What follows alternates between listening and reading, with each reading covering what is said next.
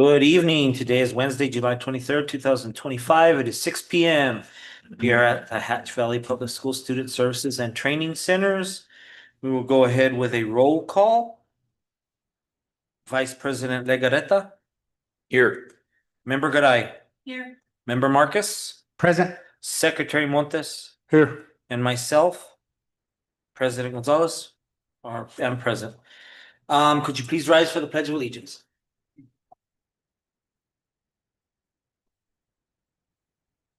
I pledge allegiance to the flag of the United States of America and to the republic for which it stands, one nation, under God, indivisible, liberty and justice for all.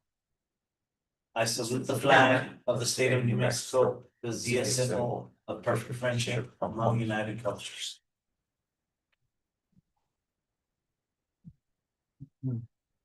Okay, item number one on our agenda is the consideration for the approval of the agenda. Do I have a motion to consider approval of the agenda? So moved. Before we do move, can I ask a question considered on agenda number 3? I do realize that advisory 266 is instructional goals and objectives, correct? And then advisory 267, it does say use of cell phones, but we put it here. Is that the same as the distraction policy? Even though for some reason, why we put 266, but would not do advisory 267, I'm not sure. Just want to make clear that we can act on advisory 267. It's not on the agenda. No, well, no, but is that the same, the adoption of model board anti-distraction policy? Is that the same as advisory 267? Or is that we forgot to add that on this?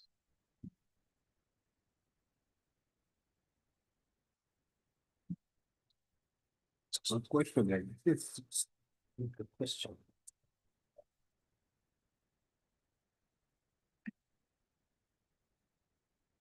You guys have the board packet from the last board meeting? Was It 5A? it should have been 267. This should have been 260. Oh, okay, Yeah. So I think we can make that, but can we add it? And go back Well, to- since it's an error. Can we amend the We agenda? have to amend it? Can we do it tonight? I'm gonna say, this was an error. It should have been 267, not 266.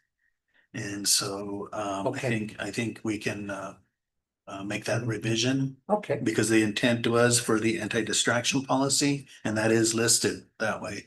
So it's just an error in the numbering. It Okay. should have been 267 instead of 266. So I think we're okay, but I would say if you guys vote, to approve the agenda with that amendment, we can always, if that is not permissible, we can always come back but I can check into it first thing in the morning Okay. or Ray, you can.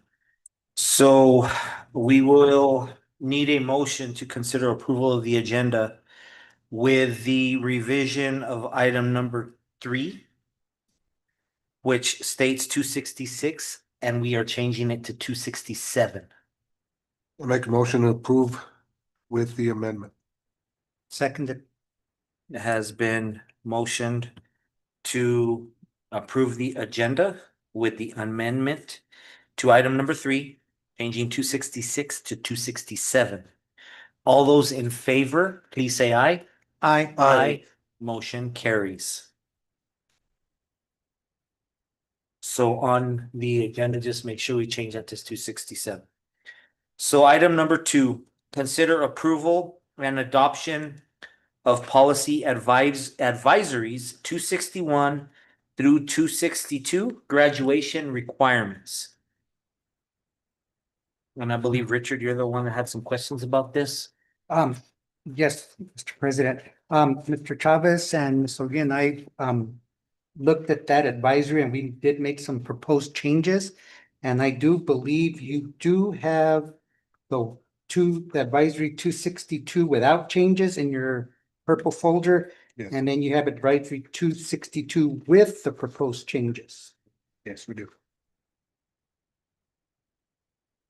I don't know if you all had a chance to look at that prior to the meeting, but really what's being changed is from the 24 credits to 26.5 credits, and then adding the algebra 2 and adding the capstone for 1 credit.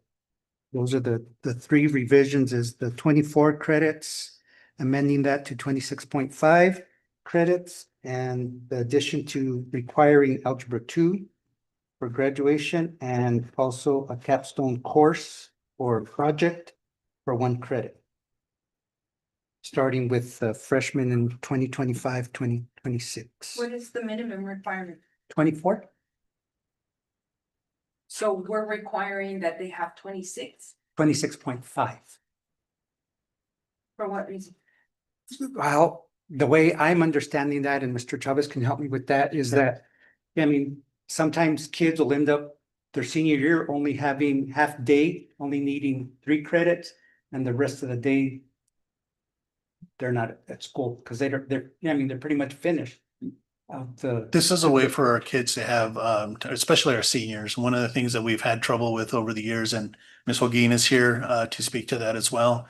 But we have situations where we have a kid, their senior year is only taking 1 or 2 credits.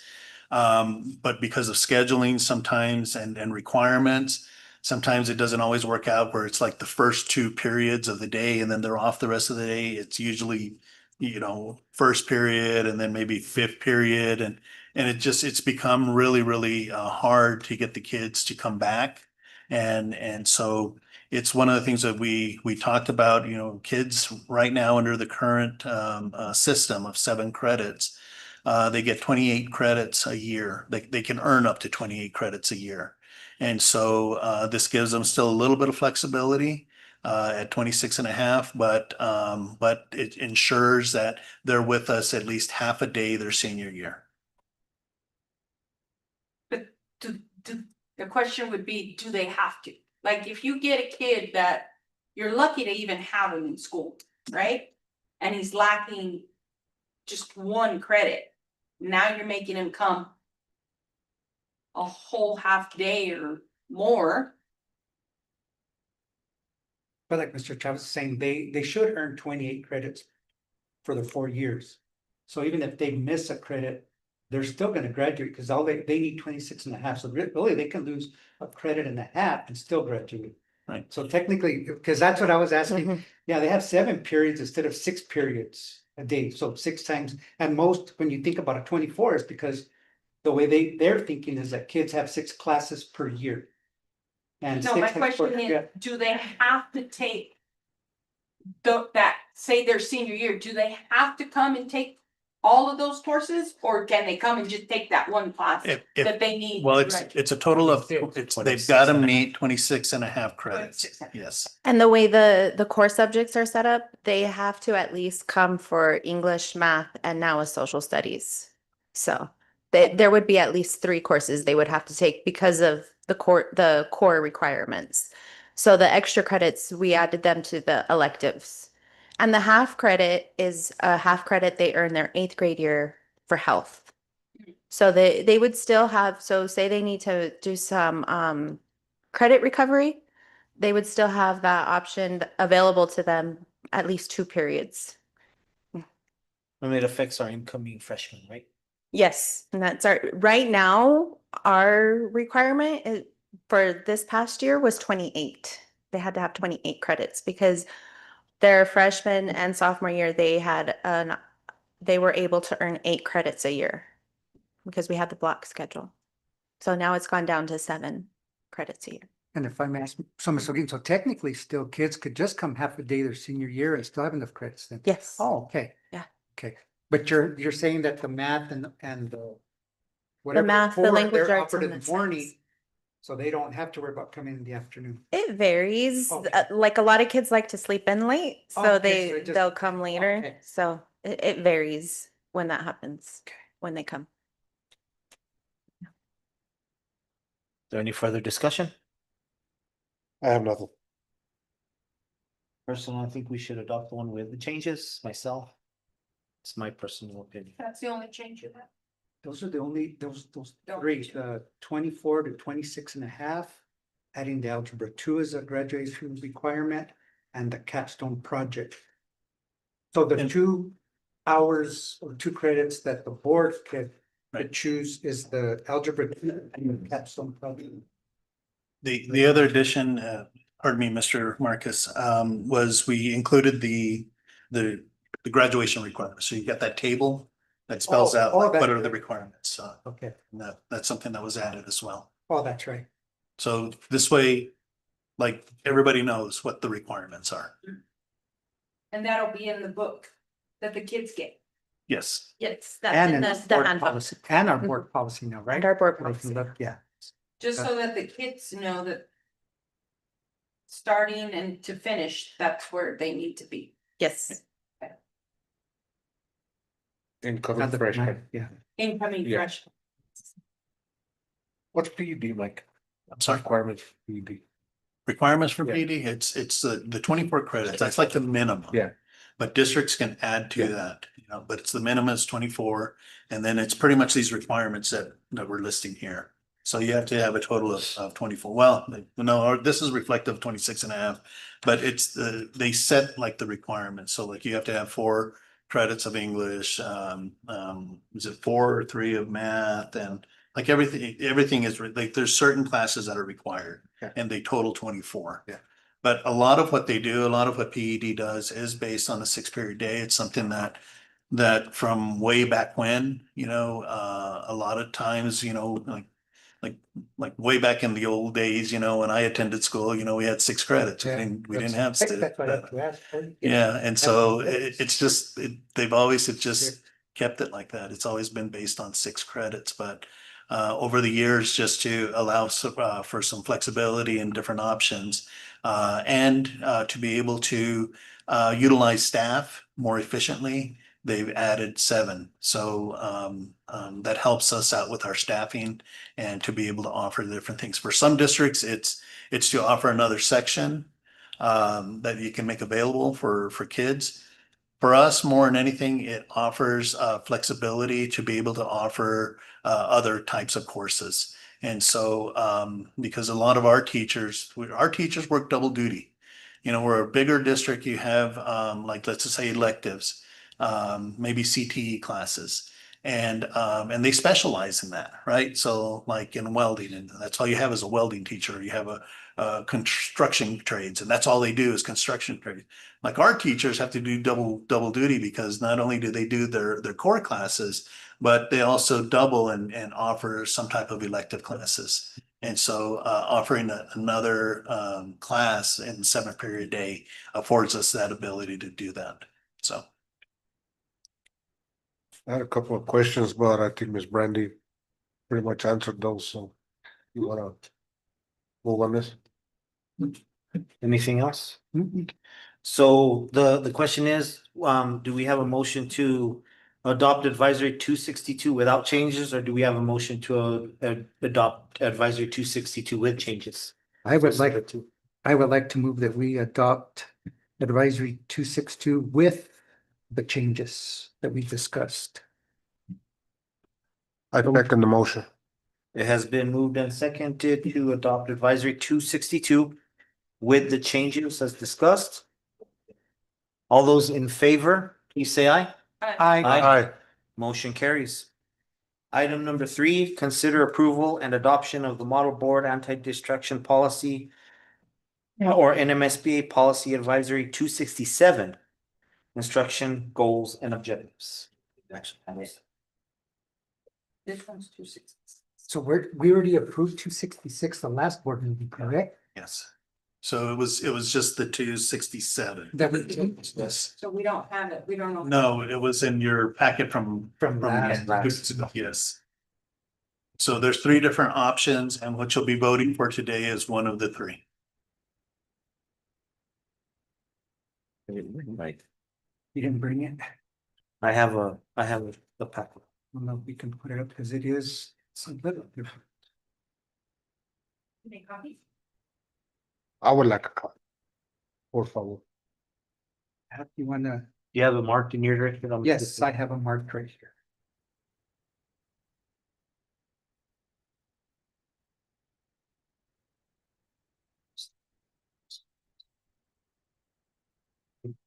Without voting on it.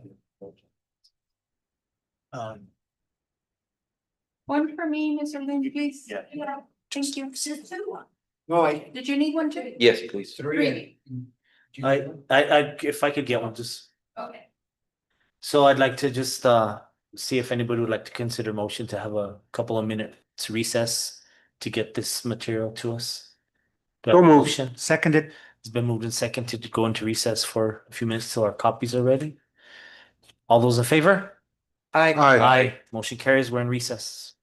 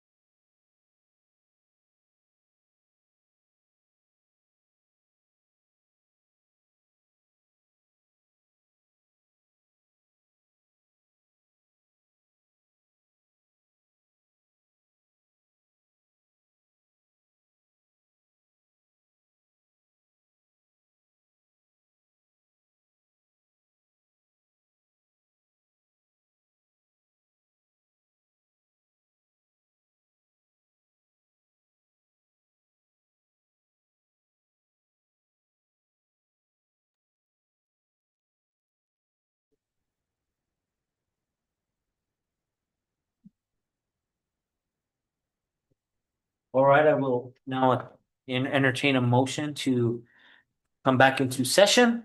So moved. Seconded. All those in favor? Aye, we're back in session. So in front of you, you have all three model policies provided to us for the anti-distraction.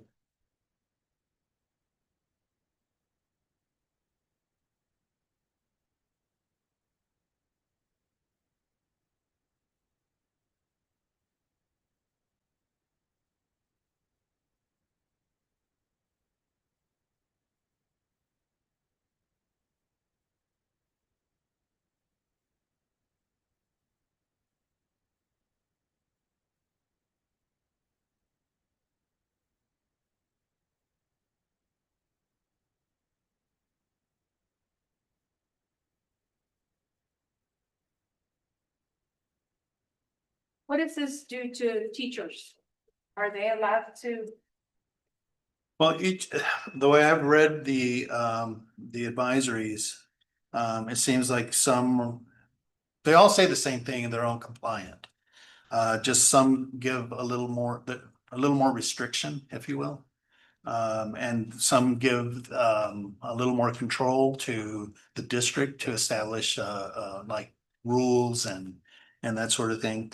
And so, I think the advisory, the first advisory, is a little more restrictive than the second. And of course, then the one that drafted by Laura, it still gives us, it's not as wordy, but it still has the intent of the law. And, so Then you're kind of asking about teachers themselves with cell phones. Right, Yeah, not this, I think it doesn't address, does it address? in the classroom. it addresses the use of, technology, cell phones and things like that, during instructional hours. And that's for adults and students. It doesn't specify, you know, Who are you so- talking about? For everybody, Classroom my patrol? Yeah. Yes. Exactly. Is a teacher allowed to? Is a teacher, because say for instance, you say where it's reading time, and then she's reading over here. It's like, you know. What, But because it's not specific, I think it applies to everybody. Realistically, right now, a teacher should not be on the cell phone when they have kids in the classroom and they're instructing.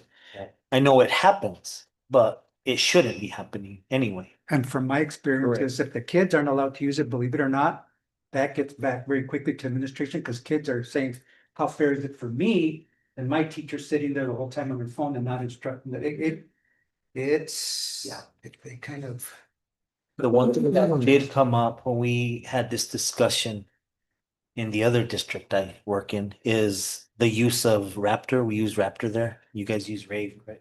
Raptor does everything through the cell phone. That conversation came up. What would be allowed with the staff for a Raptor situation? that? It's the It's the, it's emergency. really, Emergency system. That thing is so loud, even if you don't have it on your person, or even if it's on your desk, but you hear it everywhere. it'll go It's like, off. yeah, it's Oh, yeah. like, you know, it goes off. I mean, you can't even put it on vibrate. It just, it goes off. And you hear it throughout the building, It overrides the every, Oh, you're silent. saying because what if you didn't hear it? or, yeah, no. But yeah, it's so Even if loud, it's in your pocket. because I if can, it's on your I'm in person. bed when that alarm goes Oh, off, yeah, it's like that. like, you know, The- when the there's Amber been Alerts. an Amber Alert. Yeah. I mean, mine rings and then my husband rings and then my son's ring and then the other son, and it's through the whole house. Even if it's in your, So, in your pocket or. each of the policies allows for those type of things, Mhm. emergencies, safety, things of that I mean, nature. they're gonna have them on their desk, but I'm just saying. If the kids can't use it, the teacher shouldn't use it unless she's doing the work, Instruction. right? Is. Yeah. Is. Oh, But I'm sure there's going to be situations that arise that maybe we hadn't thought about. I mean, that always happens. And we'll gonna have to, and so you know, there's just a different situation. I don't know that we can capture everything. Right. Personally, my recommendation is either that second one, because it allows us to, it allows us to have some control over that, you know, while still meeting the intent of the law. And I know that I've heard some feedback from parents, you know, they're concerned about being able to communicate with their kids in emergency type situations. And so, I mean, how do we deal with that? I don't know how we, you know, I mean, there's several things, whatever is adopted, you know, I think those special circumstances that we're going to have to address. We're going to have to talk about how do we handle those situations. It's not just black and white, you know, and the law does, in either of these, gives us flexibility to be able to address that. So, for example, it doesn't eliminate the use of them, because if you have instruction that's going on where the teacher is requiring something, you know, that they need to use their cell phone as something, I don't know what, because we've got Chromebooks, but I don't know. I just, you know, there's always something. And so, you know, the other thing is, and, you know, I had a conversation with the teacher today. You know, we keep talking about AI and how AI is just changing everything, and changing even how we teach kids. And, you know, how does that factor in? And so there's a lot of things that are going to need to be addressed as we move along, things that are going to present themselves that maybe we hadn't thought about. And it's going to need to be, in my opinion, something that is like ongoing, that Yeah. we're going to have to continue to. But I know we have two of our principals here, well, three, I guess, two and a half. And you know, they can speak to, I know they have concerns, you know, as well as far as, you know, especially at the high school, you know, what does that mean? You know, as far as if we're saying instruction during instructional time, you know, there's the question about, okay, what about passing periods and, you know, that sort of thing. Now, in all of these, you know, and everything that we have in statute, lunchtime is not considered, instructional hours. Okay, that's not what we can't submit lunch hours as instructional time. And so, you know, so what, you know, how do we deal with that? Do we just say lunchtime? Or do we say like from the time? And what about, you know, if it's instruction time, well, what about before instruction time? Or what about after instruction time? What about lunchtime? There's a lot of things that it's not just clear cut, you know, black and white. There's a lot of things that need to be addressed. And for those reasons, I think we need a little bit of flexibility to allow our principals to be able to come up with some type of plan to meet the needs, to meet the intent of the law, but also have some flexibility in some of those special circumstances that may arise in the future. Well, aren't they doing the little basket thing? The cell phone pouches? Yeah. Is that working? As long as the teacher Enforces it. Enforces it. And that's where I kind of lean towards alternative two, where it just, the board mandates that, because advisory 267 alternative one says school principals. So I'm an elementary principal. I could have different sets of rules for my school. And then, once again, that kind of goes back to the attendance kind of thing. Parents have students at 3 different schools and they're all confused about what counts as Mhm. attendance, what doesn't. And if it's just one policy throughout the Well, district. elementary makes should it- not have phones. Wow. I'm just But if I'm a saying. principal, I say that's fine. I mean, for You know the what I mean? kids. Yeah, that's For my, the kids. that's my I'm opinion just too. saying. But no, I understand that. And And- there's a lot of things, you know, the rave, we use rave, but Raptor is the same way. Mhm. But you know, it's one of the things that I've even had to think about, because a lot of my communication with principals is through text message. You know, and so I'm gonna have to really think about, okay, what does that mean for me? How am I going to communicate with my principals, you know? Because what we don't want is, you know, some inconsistency or something, you know, like what you're talking about, Yeah, Mr. Marcus. but if it's an Consistency emergency, across. I'll text you if it's an Yeah, emergency. and But so- other than that, to be texting, looking at your text and not doing what you need to be doing throughout the day, having your phone looking at it, that leaves a Yeah. bad taste in my mouth. Yeah. When I see that. And just speaking from my own experience, it'd be a lot easier for me as a building principal if I say, no, that's board policy and that's what it says and that's what we're doing. And- You can't come back and say, oh, well, how come at that other school they do this or Right. you're doing this? It just, to me, I would appreciate that. And they may not feel like that, but I. Well, I agree Yeah, with you. I I think would just- consistency is important Yeah. and like Miss Hugin just stated, there's some teachers that do a better job than others. This does give that, it gives. Like, it has, you have. Exactly. Yeah, yeah, hey, it's been policy. It says, policy says this, you know, you're either compliant or you're not, you know? So there is a lot of advantages to this. I'm hoping I see things a lot of times in black and white, and that's me, but that's, I mean, whatever you guys all feel is more. Any suggestions, principal? I just, simple for me is your staff is gonna have to lead by example. That's just the bottom line. Mhm. We met with our leadership team today and that's what we talked about. We're gonna have to model what we expect. And we're gonna have to all be consistent and all do the same thing. That way our students aren't confused when they go to one classroom or another, that it's the same. And I agree, Mr. Marcus, this does give us bite to it now that all of us have to do it. It's policy. It's what we have to do. So. And we have in our staff handbook, that's one of the things. If you are supervising or instructing students, then you shouldn't be on your phone. They have to carry it because the RAVE app for emergencies, but they are not supposed to be using it. So obviously we try to monitor that closely. It's hard, right? To be Yeah. everywhere. But for us, Boy, it's just like.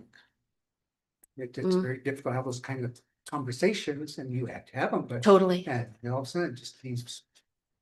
Just the atmosphere just changes and it's just like those, and it is what it is. But we do talk a lot Yeah. about, you've got to be that model for the It's- students. We're asking them to do it. We need you to do it.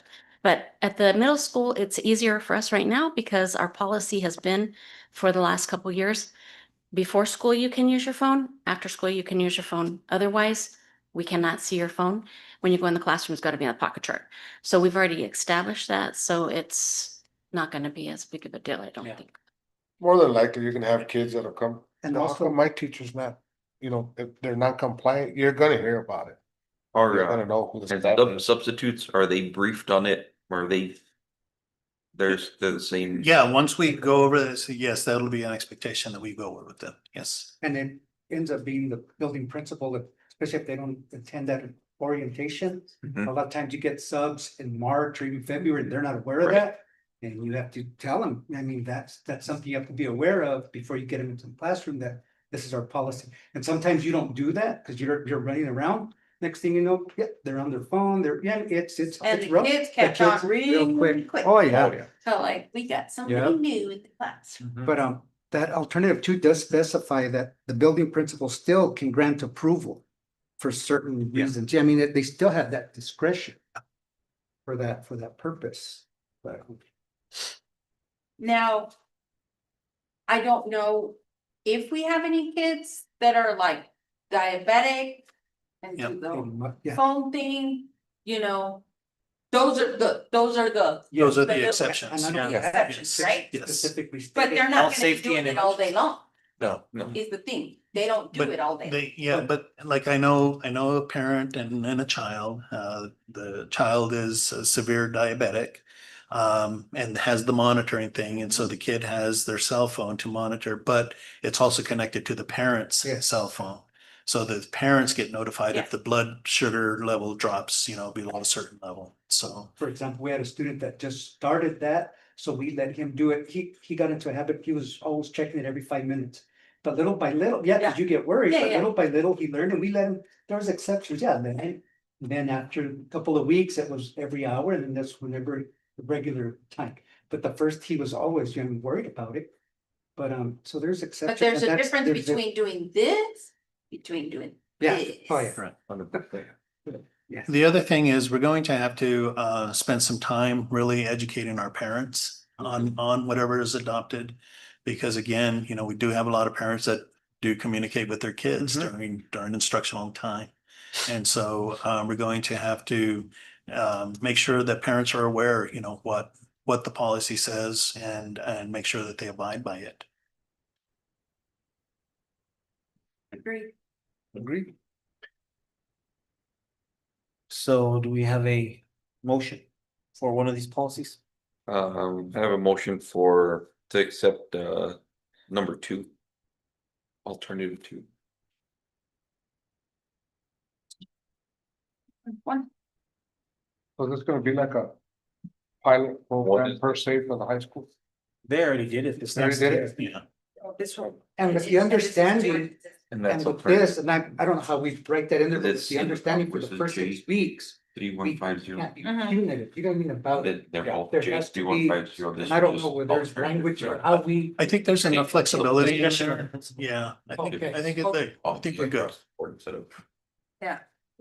We actually have a policy in place and it does have consequences. It's a 5-tier consequence. Oh, okay. So we have that and it's Yeah, district kinda- wide stuff. Yeah. Wean them off, Mhm. not cold turkey. Yeah. Cold. So make sure we're on the same page. I kind of agree with Yeah, Mr. Legarreta. I like alternative 2. I do myself. too. Did you make We a have the motion? motion, the motion's on the table, we don't have a second Oh. yet. Seconded, Yeah, go ahead. alternative 2. So it has been moved and seconded to consider approval of advisory 267 option number 2, alternative number 2.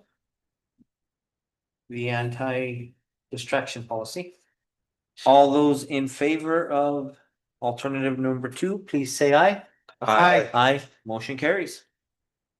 And now on to our very final item is discussion with a possible action on the method and vendor the board will utilize for superintendent search.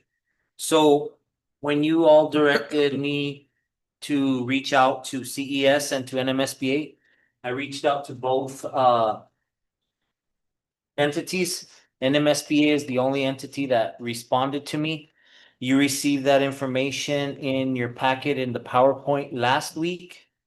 In addition, I gave you Hard copy. a hard copy today of the superintendent search service, which was supposed to be in the packet, but was not put in there last time we met. Really, what we have to discuss is whether or not we want to conduct this search on our own, or we want to go with a service to conduct the search. And there are pros and cons to each.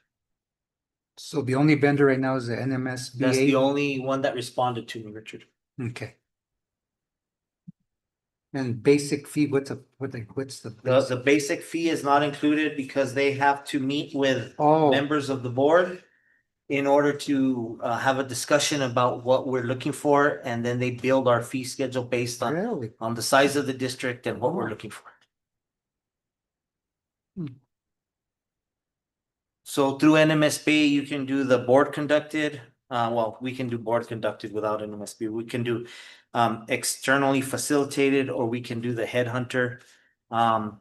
If we were to go with the NMSBA, my suggestion would be to use that middle option where we do we have some work done by NMSBA, but some work done with us so that we're involved in the process. This is if we go through NMSB. If we decide to go through our own, then we don't have to worry about this at all. Mike, is NMSBA, does that include nationwide search or no? It depends on you guys. I Depends mean, on us. that's something that they I think that's cater. what's good about Yes. coordinating both Mhm. together. It's, from what I understand, it is the service that most districts use, is the NMSBA service. And just for me personally, I would like some help with this. I've never gone through this and I think it would be beneficial That's how I feel too, Richard. Yeah. that for my part to go with the NMSBA services.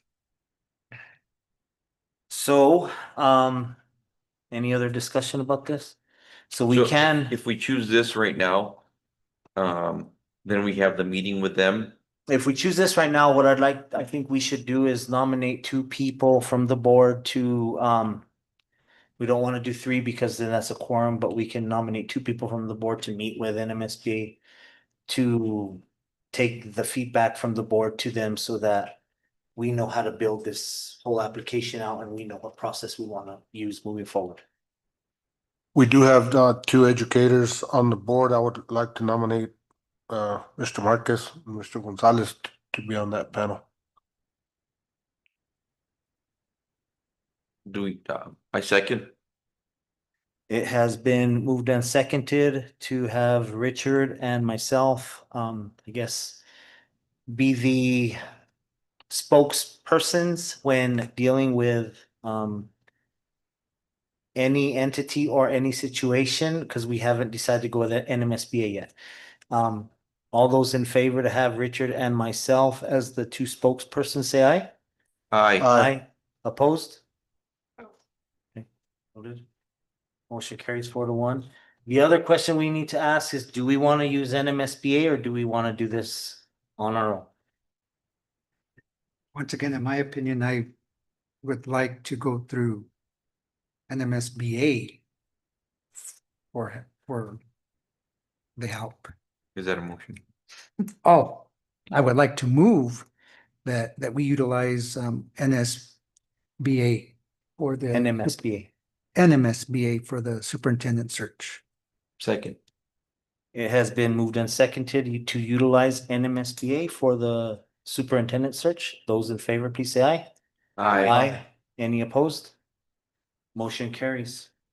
Now, real quick, just prior to that, we're gonna have a special meeting, or will we have a special? We'll meeting? have to have probably Executive. a work session, and it's a work session, right? Work session. It'll be a work session where we have a discussion about what we want that to look like. And Richard and I can reach out to NMSBA and get the process started in the meantime. With some discussions about what exactly that we need to look for when we have our work session. And that is just to be sure that NMSBA, that'll be the correlation between both, right? Yes. Local and then, okay. Is there any further discussions or any items for future meetings? Yeah, I'd like to entertain a motion to adjourn. So moved. Second. Has been moved and seconded to adjourn this meeting. All those in favor, please say aye. Aye. Aye. Motion carries. We're now adjourned.